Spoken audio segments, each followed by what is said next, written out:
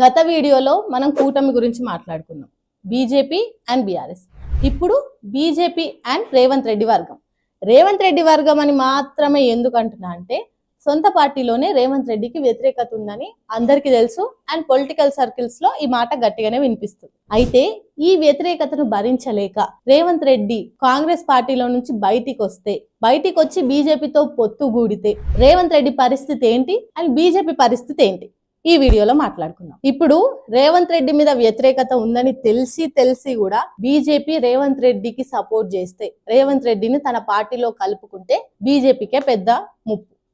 ఎందుకంటే రేవంత్ రెడ్డి ఇప్పుడు already CM. Public లో రేవంత్ రెడ్డికి మాత్రమే వ్యతిరేకత ఉంది, సీఎం పదవికి మాత్రం లేదు. పబ్లిక్ రేవంత్ రెడ్డిని చూసి ఓటేయలే, వేరే ఆప్షన్ లేక కాంగ్రెస్ పార్టీకి ఓటేసారు. రేవంత్ రెడ్డి సీఎం అయిన తర్వాత రేవంత్ రెడ్డి చేయాల్సినవి పర్ఫెక్ట్ గా చేయకపోవడం వల్ల రేవంత్ రెడ్డి మీద వ్యతిరేకత స్టార్ట్ అయింది. పబ్లిక్ కి సీనియర్స్ మీద నమ్మకం లేదు, ఎందుకంటే వాళ్ళకు ఒకరికొకరి పడదు కాబట్టి. అండ్ మోర్ ఓవర్ వాళ్ళంతా రిటైర్డ్ అయ్యే ఏజ్ ఉన్న వాళ్ళే. ఇంకొకటి, కొత్త క్యాండిడేట్ ని ఉన్న పలంగా తీసుకొచ్చి పార్టీలోకి కొత్త క్యాండిడేట్ ని తీసుకొచ్చి సీఎం చేస్తామంటే ఈ సీనియర్స్ ఒప్పుకోరు. కాబట్టి కాంగ్రెస్ పార్టీకి వేరే ఆప్షన్ లేక రేవంత్ రెడ్డిని సీఎం క్యాండిడేట్ గా అనౌన్స్ చేసి, మనందరికీ తెలుసు గతంలో రేవంత్ రెడ్డికి బీజేపీకి స్నేహం ఉందని.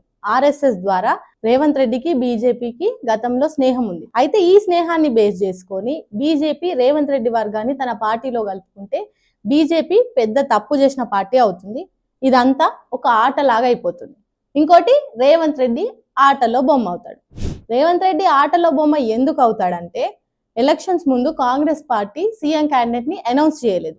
పార్టీలో బట్టి విక్రమార్క, ఉత్తమ్ కుమార్ రెడ్డి, సీతక్క ఇలా చాలా మంది సీనియర్స్ కి సీఎం అయ్యే అవకాశాలు చాలానే ఉండే, వాళ్ళ పేర్లు కూడా చాలా వినిపించాయి. అయితే పార్టీలో బట్టి విక్రమార్క, ఉత్తమ్ కుమార్ రెడ్డి, సీతక్క ఇలా చాలా మంది సీనియర్స్ కి సీఎం అయ్యే అవకాశాలు చాలా ఉన్నాయి, వాళ్ళ పేర్లు కూడా చాలా గట్టిగానే వినిపించాయి ఆ టైంలో. అప్పుడు పబ్లిక్ లో బీఆర్ఎస్ మీద ఉన్న వ్యతిరేకతకి వేరే ఆప్షన్ లేక బీఆర్ఎస్ పార్టీ మీద ఉన్న కోపంతోని పబ్లిక్ కాంగ్రెస్ కి ఓటేసారు. మళ్ళీ చెప్తున్నా, పబ్లిక్ లో సీఎం మీద వ్యతిరేకత లేదు, రేవంత్ రెడ్డి మీద మాత్రమే వ్యతిరేకత ఉంది. అయినా కూడా ఇవన్నీ తెలిసి బీజేపీ రేవంత్ రెడ్డికి సపోర్ట్ చేస్తే, రేవంత్ రెడ్డి వర్గాన్ని తన పార్టీలో కలుపుకుంటే BJP one of the biggest mistake చేసిన పార్టీ అవుతుంది.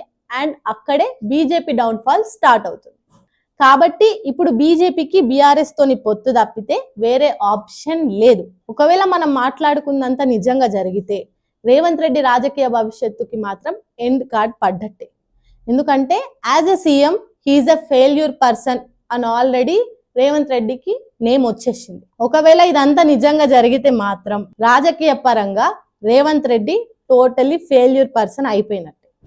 మేము మాట్లాడిందంతా ఎవరిని కించపరచడానికి కాదు, ఎవరిని జడ్జ్ చేయడానికి కాదు. ఒక సీఎం గురించి కానీ, ఒక అపోజిషన్ పార్టీ గురించి కానీ మాట్లాడడానికి మాత్రం కాదు. మా చుట్టూ పబ్లిక్ మాట్లాడుకునేటివి, మా చెవులతో విన్నవి మాత్రమే మేము ఈ వీడియో ద్వారా మీ ముందుకు తీసుకొస్తాం. ఇలాంటి విషయాలు ఇంకేమైనా ఉంటే, ఇలాంటి టాపిక్స్ గురించి ఇంకేమైనా మాట్లాడాలి అనుకుంటే కామెంట్ బాక్స్ లో చెప్పండి.